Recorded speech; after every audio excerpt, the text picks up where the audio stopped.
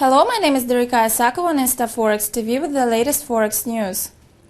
The fact that the market participants' attention was focused on the risk attitude was a guarantee of a downward pressure on the dollar and the Japanese yen, which are asylum currencies, while the investors' risk inclination was rising and they were investing their funds into more profit-making currencies.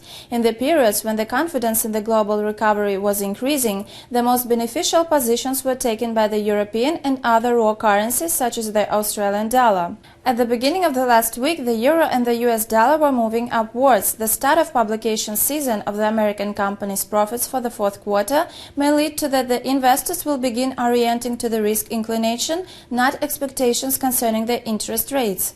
In other words, the American currency may tick down in case of good news from the USA, which will prompt a positive attitude to risk and make the dollar less attractive for funds investment.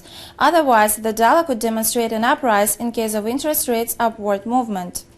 At the same time, this correlation between the dollar rate and the investor's risk inclination seems weak, because the single currency does not show any real potential against the US dollar.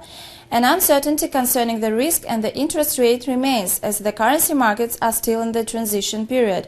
This period is caused by the fact that the world economy is rebounding after recession, and it is hard to determine which factor appears to be a motive power in the currency markets. However, the interest rates are likely to set up the pace in the exchange market if the next release of the US employment data increases the expectations regarding the rates advance in the USA.